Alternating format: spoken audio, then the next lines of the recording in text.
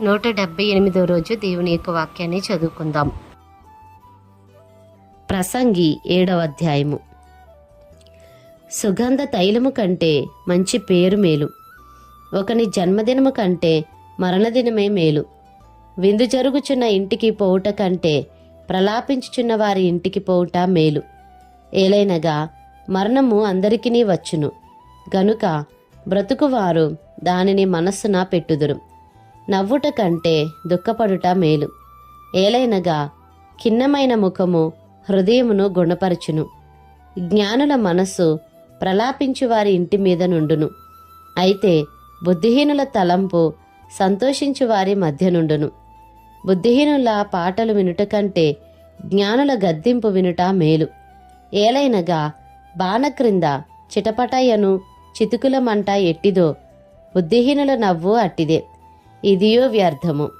అన్యాయము చేయుట వలన జ్ఞానులు తమ బుద్ధిని కోల్పోవుదురు. లంచము పుచ్చుకొనుట చేత మనస్సు చెడును. కార్యారంభము కంటే కార్యాంతము మేలు. అహంకారము గలవాని కంటే శాంతము గలవాడు శ్రేష్ఠుడు. ఆత్రపడి కోపపడవద్దు. బుద్ధిహీనుల అంతరింద్రియములందు కోపము సుఖ నివాసము చేయును. ఈ దినముల కంటే మునుపటి దినములు ఏల క్షేమకరములు అని అడుగవద్దు. ఈ ప్రశ్న వేయుట జ్ఞానయుక్తము కాదు. జ్ఞానము స్వాస్థ్యమంతా ఉపయోగము. సూర్యుని క్రింద బ్రతుకు వారికి అది లాభకరము. జ్ఞానము ఆశ్రయాస్పదము, ద్రవ్యము ఆశ్రయాస్పదము. అయితే జ్ఞానము దాని పొందిన వారి ప్రాణమును రక్షించును. ఇదే జ్ఞానము వలన కలుగు లాభము. దేవుని క్రియలను ధ్యానించుము. ఆయన వంకరగా చేసిన దానిని ఎవడు చక్కపరచును? సుఖదినమునందు సుఖముగా ఉండుము, ఆపద్దినమునందు యోచించుము. తాము చనిపోయిన తరువాత జరుగును దానిని నరులు తెలుసుకొనకుండునట్లు దేవుడు సుఖదుఖములను జతపరిచి ఉన్నాడు. నా వ్యర్థ సంచారముల కాలంలో నేను వీటినన్నిటినీ చూచితిని. నీతిని అనుసరించి నశించిన నీతిమంతులు కలరు, దుర్మార్గులయుండియో చిరాయువులైన దుష్టులను కలరు.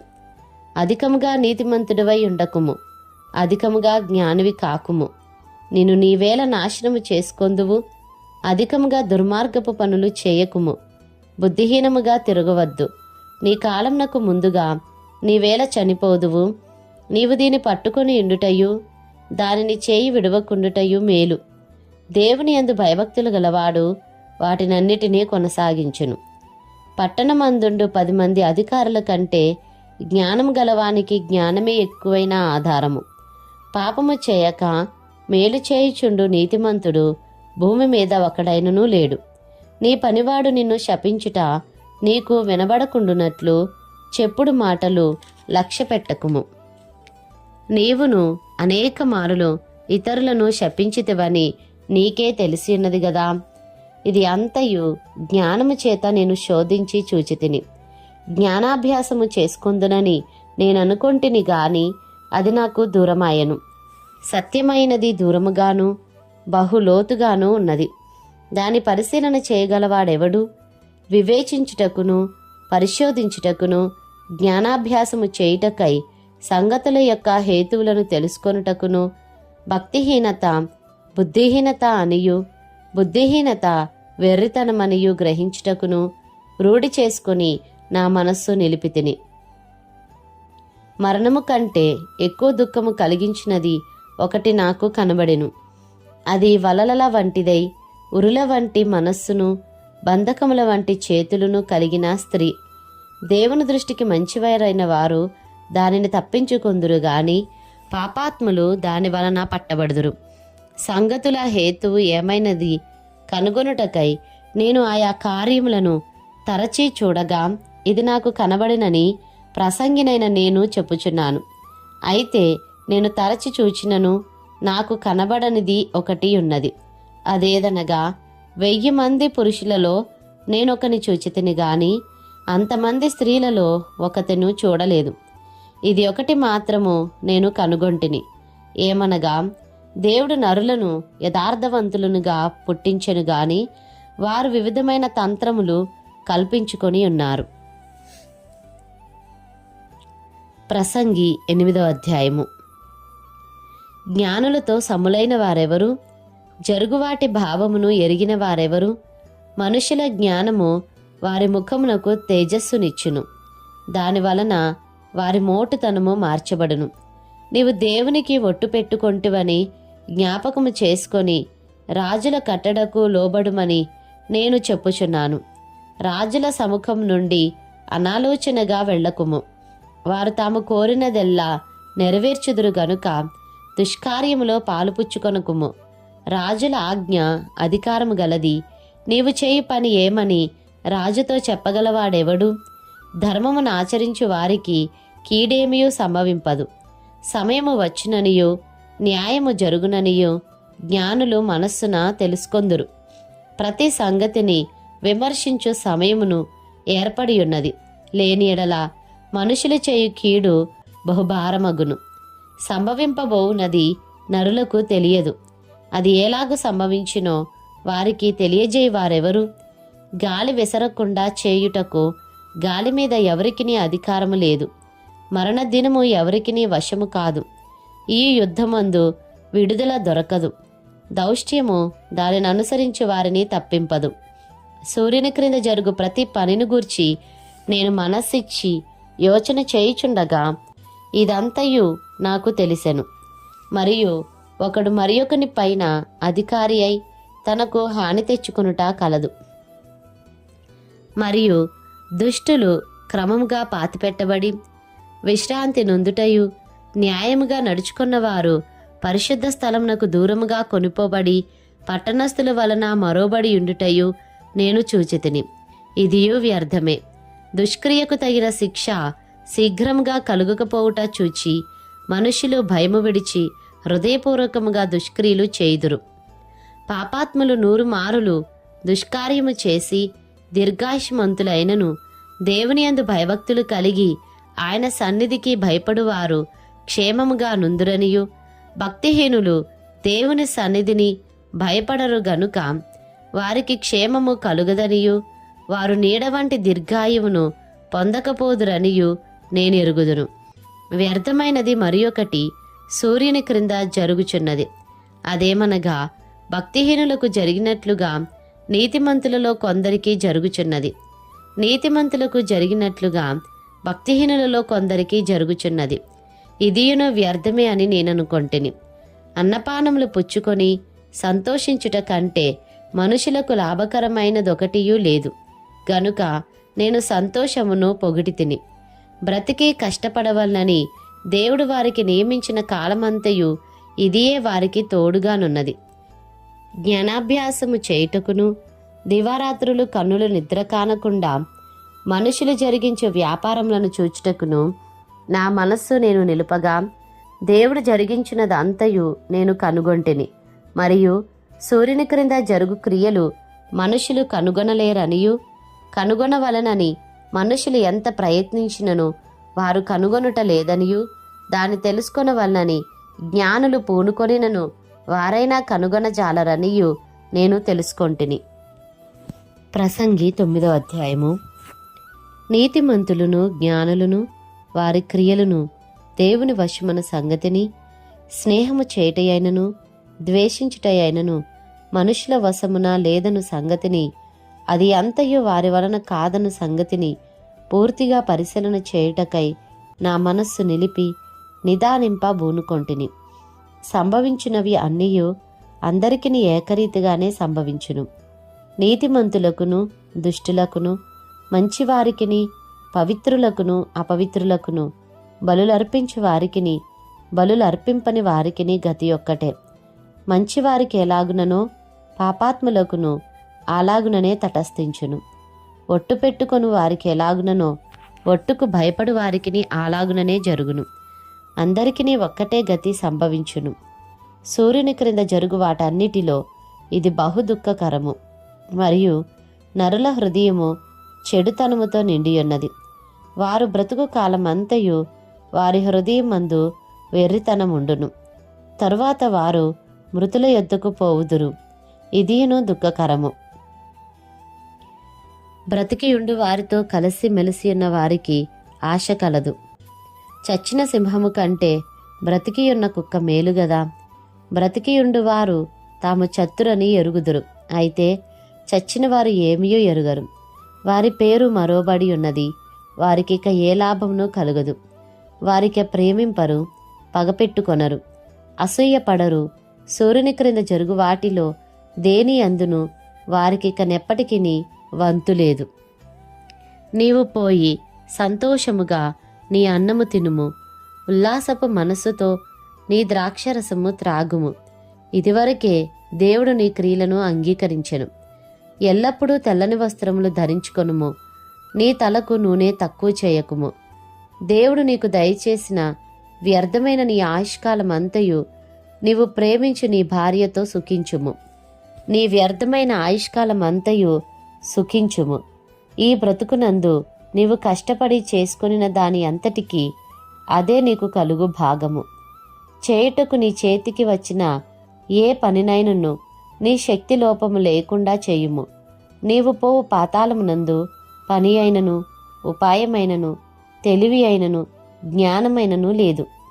మరియు నేను ఆలోచింపగా సూర్యుని క్రింద జరుగుచున్నది నాకు తెలియబడెను. వడిగలవారు పరుగులో గెలువరు, బలముగలవారు యుద్ధమునందు విజయమొందరు. జ్ఞానము గల వారికి అన్నము దొరకదు, బుద్ధిమంతుల అగుట వలన ఐశ్వర్యము కలుగదు. తెలివిగల వారికి అనుగ్రహము దొరకదు. ఇవి అన్నీయు అదృష్ట వశము చేతనే, కాల వశము చేతనే అందరికీ కలుగుచున్నవి. తమ కాలము ఎప్పుడు వచ్చునో నరులెరుగరు. చేపలు బాధకరమైన వలయందు చిక్కుబడునట్లు, పిట్టలు వలలో పట్టబడినట్లు అశుభ కాలమున హఠాత్తుగా తమకు చేటు కలుగునప్పుడు వారును చిక్కుబడుదురు. మరియు నేను జరుగు దీనిని చూచి ఇది జ్ఞానమని తలంచితిని. ఇది నా దృష్టికి గొప్పదిగా కనబడెను. ఏమనగా ఒక చిన్న పట్టణముండెను, దాని యందు కొద్దిమంది కాపురముండిరి. దాని మీదికి గొప్ప రాజు వచ్చి దాని ముట్టడి వేసి దాని ఎదుట గొప్ప బురుజులు కట్టించెను. అయితే అందులో జ్ఞానము గల ఒక బీదవాడుండి తన జ్ఞానము చేత ఆ పట్టణమును రక్షించెను. అయినను ఎవరునూ ఆ బీదవానిని జ్ఞాపకముంచుకొనలేదు. కాగా నేను ఇట్లనుకొంటిని, బలము కంటే జ్ఞానము శ్రేష్టమే గాని బీదవారి జ్ఞానము తృణీకరింపబడును. వారి మాటలు ఎవరునూ లక్ష్యం చేయరు. బుద్ధిహీనులలో ఏలువాని కేకల కంటే మెల్లగా వినబడిన జ్ఞానుల మాటలు శ్రేష్టములు. యుద్ధాయుధముల కంటే జ్ఞానము శ్రేష్టము. ఒక పాపాత్ముడు అనేకమైన మంచి పనులను చెరుపును. ప్రసంగి 10వ అధ్యాయము. బుక్కవాని తైలములో చచ్చిన ఈగలు పడుట చేత అది చెడువాసన కొట్టును. కొంచెము బుద్ధిహీనత త్రాసులో ఉంచిన ఎడల జ్ఞానమును ఘనతను తేలగొట్టును. జ్ఞాని యొక్క హృదయము అతని కుడి చేతిని ఆడించును, బుద్ధిహీనుని హృదయము అతని ఎడమ చేతిని ఆడించును. బుద్ధిహీనుడు తన ప్రవర్తనను గూర్చి అధైర్యపడి తాను బుద్ధిహీనుడని అందరికీ తెలియజేయును. ఏలువాడు నీ మీద కోపపడిన ఎడల నీ ఉద్యోగము నుండి నీవు తొలగిపోకుము. ఓర్పు గొప్ప ద్రోహకార్యములు జరగకుండా చేయును. పొరపాటున అధిపతి చేత జరుగు దుష్కార్యం ఒకటి నేను చూచితిని. ఏమనగా బుద్ధిహీనులు గొప్ప ఉద్యోగములలో ఉంచబడుటయు, ఘనులు క్రింద కూర్చుండుటయు, పనివారు గుర్రముల మీద కూర్చుండుటయు, అధిపతులు సేవకుల వలె నేలను నడుచుటయు నాకు అగపడెను. గొయ్యి త్రవ్వువాడు దానిలో పడును, కంచెకొట్టు వానిని పాము కరుచును, రాళ్ళు దొర్లించువాడు వాటి చేత గాయము నొందును, చెట్లు నరుకువాడు దాని వలన అపాయము తెచ్చుకొనును. ఇనుప ఆయుధము మొద్దుగా ఉన్నప్పుడు దానిని పదును చేయని ఎడల పనిలో ఎక్కువ బలము వినియోగింపవలెను. అయితే కార్యసిద్ధికి జ్ఞానమే ప్రధానము. మంత్రపు కట్టులేక పాము కరిచిన ఎడల మంత్రగాని చేత ఏమీయూ కాదు. జ్ఞానుని నోటి మాటలు ఇంపుగా ఉన్నవి, అయితే బుద్ధిహీనుని నోరు వానినే మృంగివేయును. వాని నోటి మాటల ప్రారంభము బుద్ధిహీనత, వాని పలుకుల ముగింపు వెర్రితనము. కలుగబోవునది ఏదో మనుష్యులు ఎరుగకయుండినను బుద్ధిహీనులు విస్తారంగా మాటలాడుదురు. నరుడు చనిపోయిన తరువాత ఏమి జరుగునో ఎవరు తెలియజేతురు? ఊరికి పోవు త్రోవ ఎరుగుని వారై బుద్ధిహీనులు తమ ప్రయాసము చేత ఆయాసపడుదురు. దేశమా, దాసుడు నీకు రాజయ్యుండుటయు ఉదయంలోనే భోజనమునకు కూర్చుండువారు నీకు అధిపతులయ్యుండుటయు నీకు అశుభము. దేశమా, నీ రాజు గొప్ప ఇంటివాడయ్యుండుటయు నీ అధిపతులు మత్తులగుటకు కాక బలమునొందుటకై అనుకూల సమయమున భోజనమునకు కూర్చుండువారై ఉండుటకు నీకు శుభము. సోమరితనము చేత ఇంటి కప్పు దిగబడిపోవును, చేతుల బద్ధకము చేత ఇల్లు కురియును. నవ్వులాటలు పుట్టించుటకై వారు విందు చేయుదురు. ద్రాక్షారస పానము వారి ప్రాణమునకు సంతోషకరము. ద్రవ్యం అన్నిటికీ అక్కరకు వచ్చును. నీ మనస్సునందైనను రాజును శపింపవద్దు. నీ పడక గదిలోనైనను ఐశ్వర్యవంతులను శపింపవద్దు. ఏలైనగా ఆకాశ పక్షులు సమాచారము కొనిపోవును, రెక్కలు గలది సంగతి తెలుపును. ప్రసంగి 11వ అధ్యాయము. నీ ఆహారంను నీళ్ల మీద వేయుము, చాలా దినములైన తరువాత అది నీకు కనబడును. 7గురికిని 8 భాగము పంచిపెట్టుము. భూమి మీద ఏము కీడు జరుగునో నీవెరుగవు. మేఘములు వర్షముతో నిండియుండగా అవి భూమి మీద దాని పోయును. మ్రాను దక్షిణముగా పడినను ఉత్తరముగా పడినను అది పడిన చోటనే యుండును. గాలిని గుర్తుపట్టువాడు విత్తడు, మేఘములను కనిపెట్టువాడు కోయడు. చూలాలి గర్భమందు ఎముకలు ఏ రీతిగా ఎదుగునది నీకు తెలియదు. గాలి ఏ త్రోవను వచ్చునో నీవెరుగవు. అలాగుననే సమస్తమును జరిగించు దేవుని క్రియలను నీవెరుగవు. ఉదయమందు విత్తనము విత్తుము, అస్తమయమందును నీ చేయి వెనుక తీయక విత్తుము. అది ఫలించునో ఇది ఫలించునో లేక రెండునో సరిసమానముగా ఎదుగునో నీవెరుగవు. వెలుగు మనోహరమైనది, సూర్యుని చూచుట కనులకింపుగానున్నది. ఒకడు చాలా సంవత్సరములు బ్రతికినెడల చీకటి గల దినములు అనేకములు వచ్చునని ఎరిగియుండి తాను బ్రతుకు దినములన్నీయు సంతోషముగా ఉండవలెను. రాబోవునదంతయు వ్యర్థము. యవ్వనుడా, నీ యవ్వనమందు సంతోషపడము, నీ యవ్వన కాలమందు నీ హృదయము సంతుష్టిగా ఉండనిమ్ము. నీ కోరిక చొప్పునను నీ దృష్టి యొక్క ఇష్టము చొప్పునను ప్రవర్తింపుము.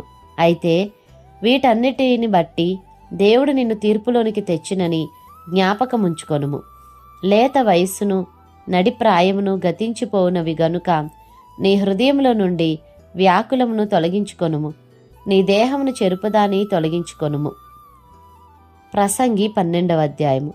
దుర్దినములు రాకముందే ఇప్పుడు వీటి యందు నాకు సంతోషము లేదని నీవు చెప్పు సంవత్సరములు రాకముందే తేజస్సునకును సూర్యచంద్ర నక్షత్రములకును చీకటి కమ్మకముందే వాన వెలిసిన తరువాత మేఘములు మరలా రాకముందే నీ బాల్య దినములందే నీ సృష్టికర్తను స్మరణకు తెచ్చుకొనుము. ఆ దినమున ఇంటి కావలివారు వణుకుదురు, బలిష్ఠులు వంగుదురు. విసరువారు కొద్దిమంది అగుట చేత పని చాలించుకొందురు. కిటికీలలో గుండా చూచువారు కానలేకయుందురు. తిరుగటి రాళ్ళ ధ్వని తగ్గిపోవును, వీధి తలుపులు మూయబడును. పిట్ట యొక్క కూతకొకడు లేచును. సంగీతమును చేయి స్త్రీలు నాదము చేయి వారందరును నిశ్శబ్దముగా ఉంచబడుదురు. ఎత్తుచోటులకు భయపడుదురు. మార్గముల యందు భయంకరమైనవి కనబడును. బాదము వృక్షము పువ్వులు పోయును, మిడుత బరువుగా ఉండును, బుడ్డబుడుసర కాయ పగులును. ఏలైనగా ఒకడు తన నిత్యమైన ఉనికి పట్టునకు పోవుచున్నాడు. వాని నిమిత్తము ప్రలాపించువారు వీధులలో తిరుగుదురు. వెండి త్రాడు విడిపోవును, బంగారు గిన్నె పగిలిపోవును, ధార యొద్ద కుండ పగిలిపోవును, బావి యొద్ద చక్రము పడిపోవును. మన్నైనది వెనుకటి వలనే మరలా భూమికి చేరును. ఆత్మ దాని దయచేసిన దేవుని యొద్దకు మరలా పోవును. సమస్తము వ్యర్థమని ప్రసంగి చెప్పుచున్నాడు. సమస్తము వ్యర్థము. ప్రసంగి జ్ఞాని అయి ఉండెను. అతడు జనులకు జ్ఞానము బోధించెను. అతడు ఆలోచించి సంగతులు పరిశీలించి అనేక సామెతలను అనుక్రమపరిచెను. ప్రసంగి ఇంపైన మాటలు చెప్పుటకు పూనుకొనెను. సత్యమును గూర్చిన మాటలు యథార్థ భావముతో వ్రాయుటకు పూనుకొనెను. జ్ఞానులు చెప్పు మాటలు ములుకోలల వలెను చక్కగా కూర్చబడి బెగగొట్టబడిన మేకుల వలెనూ ఉన్నవి. అవి ఒక్క కాపరి వలన అంగీకరింపబడినట్టున్నవి. ఇదియుగాక నా కుమారుడా, హితోపదేశములు వినుము. పుస్తకములు అధికముగా రచింపబడును, దానికి అంతము లేదు. విస్తారంగా విద్యాభ్యాసము చేయుట దేహమునకు ఆయాసకరము. ఇదంతయు వినిన తరువాత తేలిన ఫలితార్థం ఇదే: దేవుని యందు భయభక్తులు కలిగియుండి ఆయన కట్టలను అనుసరించి నడుచుచుండవలెను. మానవ కోటికి ఇదియే విధి. గూఢమైన ప్రతి అంశమును గూర్చి దేవుడు విమర్శ చేయునప్పుడు ఆయన ప్రతి క్రియను అది మంచిదే గాని చెడ్డదే గాని తీర్పులోనికి తెచ్చును.